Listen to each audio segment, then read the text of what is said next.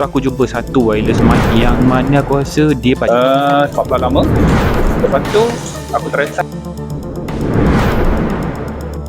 dan tali ni supaya kalau kat mana pun kolam tu pergi korang akan ikut sekali. bagi aku lah. Sebab aku orang Melaka kan, pedas. Segera. Tapi version mi tarik.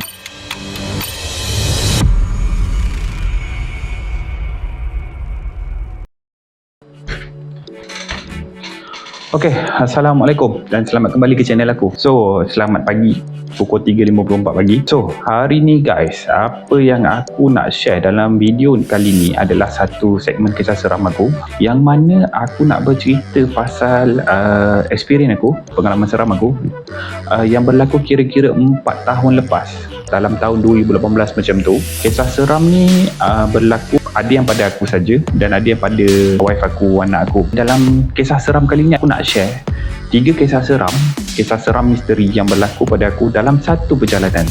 Tapi sebelum tu, macam biasa, aku kalau cerita kisah seram aku takkan cerita dalam keadaan tegang macam ni kan. Jadi sebelum apa-apa kita tukar mood dulu. Okay, so mood pun kita dah tukar. Jadinya aku teruskan dengan cerita seram aku lah.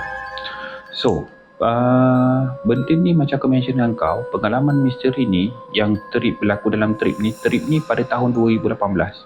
Kenapa aku pergi trip ni adalah sebabnya pada tahun 2018 tu berlaku satu peristiwa yang sedih lah pada aku dan wife aku, yang mana anak aku yang ketiga meninggal dunia keguguran. Kenapa aku mention meninggal? Sebabnya adalah anak aku ni waktu dia keguguran tu umur dia dah 8 bulan. Kita tahulah bila bayi ni dah 8 bulan dia dah ada roh. Dia dah cukup sifat apa semua kan. Bila aku lahirkan anak aku yang dah meninggal tu, memang dia komplit. Memang dah, kalau ikutkan cuma tinggal dia tak hidup je. Tapi dia punya kaki, tangan semua dah komplit. Cumanya kepala dia kot macam tak cukup lagi lah, tak habis bina lagi. Dia macam tengkorak, dia macam tak ada. So, apa yang aku nak highlightkan kat sini adalah bukan kat part bini aku. Waktu bini aku nak melahirkan bayi tu, sebab even dia dah meninggal, kau kena keluarkan tau. So waktu nak keluarkan bayi tu dia bukan mudah, sebab bayi kalau hidup dia ada contraction dia lah. Tapi bila bayi meninggal dia tak ada contraction. So pihak hospital dia kena cuba macam-macam cara untuk bagi bini aku fake contraction. So selama pihak hospital mencuba tu, bini aku ditahan di dalam labor ward. So macam kita tahu, labor ward ni adalah tempat yang mana untuk ibu-ibu melahirkan baby. Jadi sepanjang 3 hari tu, bini aku dia kena dengar ibu-ibu lain melahirkan. So bila ibu lain melahirkan, waktu baby dia orang keluar, baby dia orang akan menangis tau. So benda tu mengganggu emosi wife aku lah. Wife aku kena tahan benda tu selama 3 hari. Kena adap benda tu.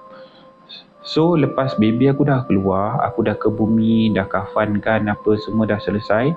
Dalam tempoh berpantang tu, aku perasan yang wife aku ni, dia punya emosi dia macam tak stabil tau.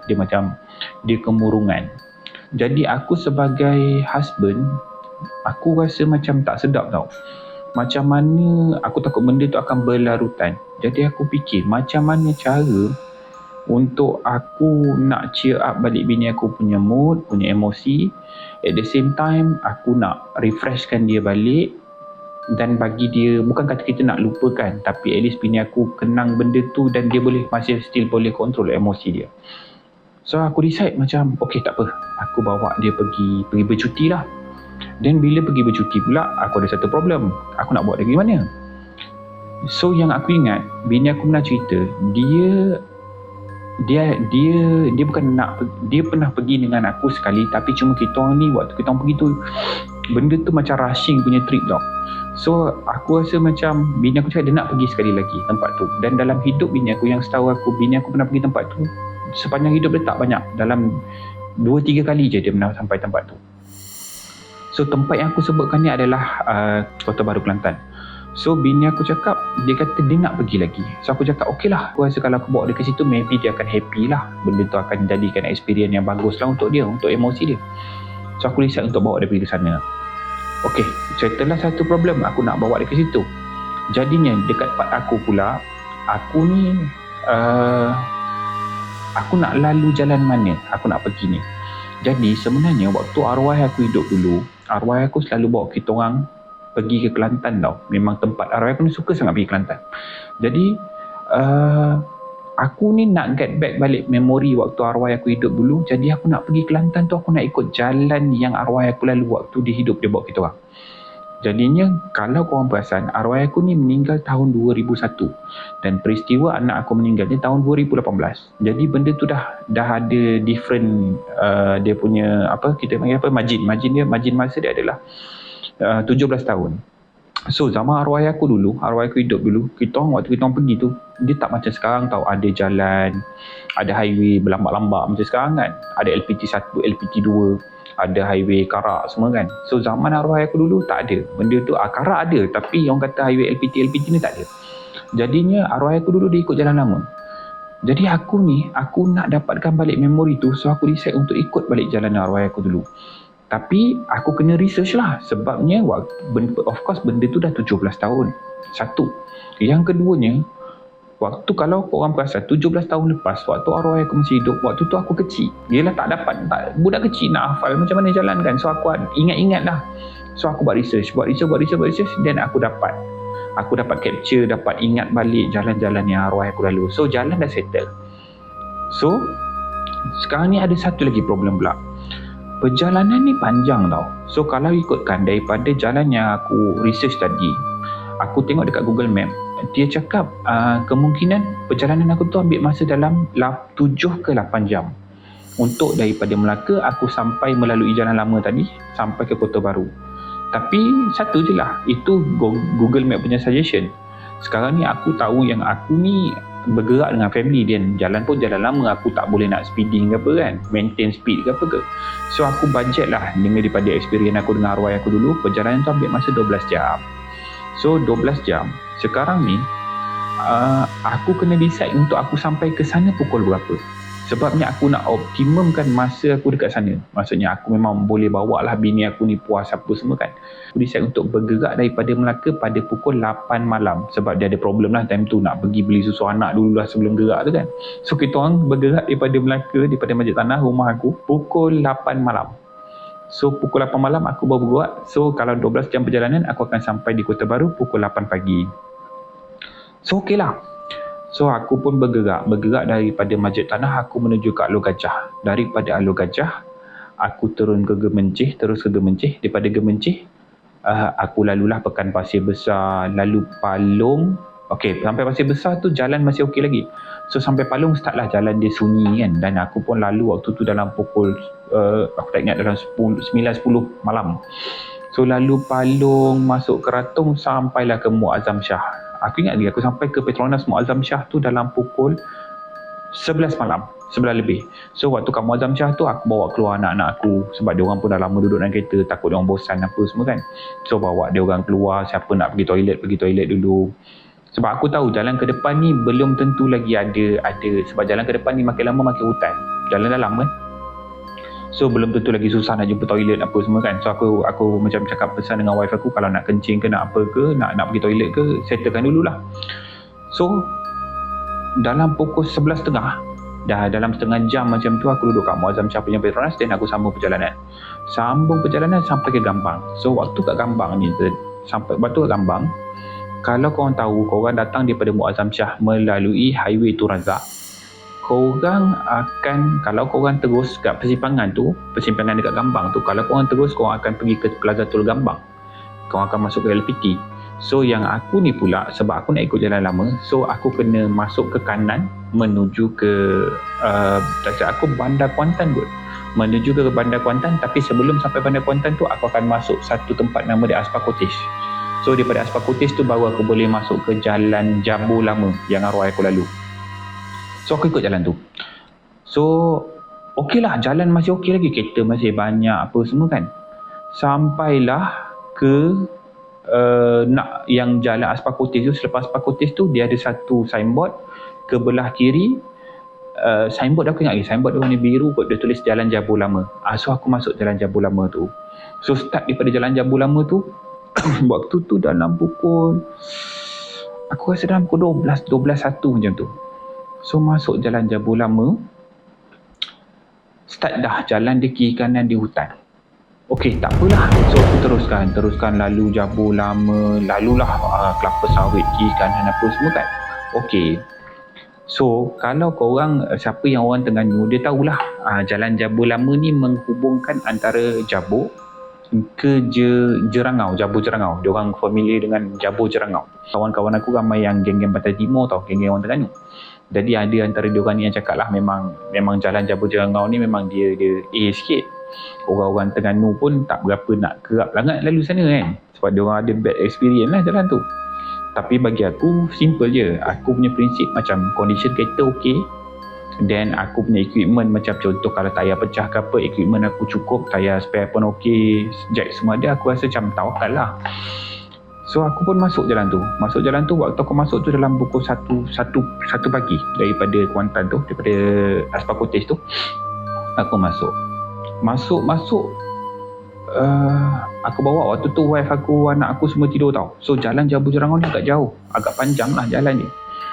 So aku tak ingat dekat part mana jalan Jabur menghubungkan Jabur Jerangau ni. Dia dah, yang aku ingat kawasan di hutan kiri kanan, dekat satu selekoh. Aku tengah bawa seorang-seorang, macam wife aku, anak aku semua tidur dah. Aku seorang-seorang memandu. Dan kereta pun tak ada kereta rasanya. Yang ada yang aku bertempur pun dengan lori. Tapi lori tu aku dah potong awal-awal. Maksudnya lori tu ke belakang. Jadi waktu aku jalan dekat satu selekoh, tiba-tiba ada sekumpulan lembu tau. Yang dia daripada kawasan macam ladang. Aku tak ingat sama ada ladang kelapa sawit atau ladang getah. So dia macam jalan tu meninggi, ladang tu ke bawah. Dia macam apa kita panggil, berbukit sikit. Lembu tu tengah naik. Dan aku pun memang break emergency lah. Bila aku break emergency tu, tapi nasib baik aku ni tak speeding. Sebab aku tahu jalan kecil kan. So aku stop lah. Aku stop dan bagi laluan kat lembu tu. Dan ada gap antara lembu-lembu tu. Dan aku celah dan aku jalan. Okey lah, tak ada benda yang pelik. Cuma waktu aku break emergency tu, wife aku bangun dan dia tanya, kenapa bang? Aku macam, tak ada benda, lembu. Okey lah, lepas tu dia sambung tidur balik. Jalan lagi. Jalan yang sama, dalam aku rasa jarak aku daripada tempat pertama tu dalam 200-300 meter ke depan. Sampai dekat kawasan tu memang kawasan selekoh. Sampai kat satu selekoh, aku kena lagi. Aku sampai masuk je selekoh, aku kena break emergency sebabnya ada lagi sekumpulan lembu duduk tengah melintas jalan. Okey lah, so aku pun buat macam tadi. Aku bila kata ada gap antara lembu tu, dan aku lintas. Aku rasa macam aku boleh lintas kan. Aku lintas. Cumanya waktu kejadian tu, dia sebenarnya aku masuk tadi Jabur tadi pukul 1 tau. Waktu aku kena tu dalam pukul 2-3 pagi. Aku jalan terus, tapi aku tak rasa apa. Cuma aku rasa macam sangat bahaya lah keadaan tu, sebabnya memang unpredicted kan. Lembu tu duduk situ, jalan pun gelap kiri kanan. Ada tiang lampu, tapi aku rasa macam ada tiang lampu tapi lampu tak menyala. Jadinya bila dalam perjalanan tu aku terus lagi, aku memandu tu, apa yang aku rasa pelik adalah condition lembu pertama dengan lembu kedua tadi. Dia lembu ni macam mana nak cakap, engkau memang betul kita kata lembu macam tu lah rupa lembu kan, tapi gerombolan lembu yang pertama aku jumpa dengan gerombolan lembu yang kedua aku jumpa tu, rupa lembu tu hampir boleh kata sama. Rupa lembu tu sama. Jadi aku rasa macam aku mengalami kejadian sama 2 kali dekat tempat yang berlainan, tapi tempat tu jarak dia tak jauh. Tapi tak apalah. So aku pun let go benda tu. Aku let go benda tu macam tak apa kot. Mungkin macam aku dengan mamai, bukan mamai lah, aku macam dalam keadaan aku yang mengantuk kan, 2-3 pagi driving. Aku rasa mungkin hayalan aku je kot. Ataupun mungkin benda tu macam aku je yang perasan macam benda tu sama. Padahal sebenarnya memang itu kawasan lembu kot. Okey, tak apa. So aku pun straight, aku teruskan juga. Sampailah ke Kota Baru. So apa yang terjadi adalah waktu balik tu, aku search lah. Aku ni suka cari seeking cerita seram tau. So aku search pasal sejarah jalan Jabur Jerangau tu, dan aku jumpa ada satu dekat blog ni, orang tu cerita. Dia kata dia pun ada experience juga macam aku, yang mana dia kata dia jumpa lembu yang sama, gerombolan lembu yang sama, condition macam tu, dia melintas dekat 2 tempat yang sama. Tapi Yang kelakarnya, yang bukan kelakar lah, yang aku rasa macam lakinya aku, bertuahnya aku, Mamat yang blok ni, owner blok ni, apa yang berlaku kat dia tunggu lembu tu habis tau. Lembu tu habis betul-betul, gerombolan lembu tu lintas habis semua. So sampai dekat penghujung lintasan lembu ni tadi adalah seorang gembala lembu. So tak tahulah dia ceritalah macam mana, macam aku tak ingat, tapi adalah rupa fizikal orang yang gembala lembu ni tadi. So dia pun dah tunggu gembala lembu tu dah melintas, dah lalu semua, dah senyum-senyum ke apa benda ke, dan jalan terus ke depan. Dia jumpa lagi macam aku tadi, lembu yang sama. Okey, tak pelik lah. So dia buat benda yang sama lah. Dia kata macam kawasan macam aku lah, kawasan ni memang banyak lembu kot. So lintas lagi lembu, lintas lembu. Dia tunggu sampai lembu tu semua habis melintas. Yang jadi peliknya, yang Mamat ni rasa seram adalah gembala dekat hujung lembu ni tadi, hujung deretan lembu ni tadi, yang hujung sekali adalah gembala. Yang peliknya adalah gembala tu adalah orang yang sama. So aku cakap macam alhamdulillah laki kat aku lah. Sebabnya adalah aku sebelum kat dua kali aku jumpa lembu tu, aku bila lembu tu ada gap, aku masuk cepat-cepat dan aku tak tunggu sampai aku jumpa gembala dia. Dan aku rasa macam mungkin kalau aku tunggu, mungkin aku pun akan jumpa jugalah gembala lembu tu tadi. So itu adalah experience pertama aku. Itulah bagi aku kisah tu, dia tak adalah seram waktu aku kena tu. Dia lebih pada selepas aku balik tu macam benda tu misteri lah. Dia menyebabkan lepas aku lalui itu, aku jalan ke depan, aku macam terfikir-fikir kenapa macam aku nampak macam lembu tadi, condition dia dua lembu yang aku jumpa tu, gerombolan lembu tu macam sama je kan. Dan bila aku balik tu, aku tengok blog, rupanya memang ada orang jumpa, cuma orang tu menghadapi benda yang lagi pelik lah. Sebabnya adalah gembala yang sama. Thank you for watching channel Papa. Like, share, dan subscribe. Bye-bye. Baring dan muka dia baring dan dia mengiring dan muka dia menghadap keluar ke cermin, orang kata apa, cermin belakang kereta tu, dia menghadap keluar. Jadi dia ni menghadap ke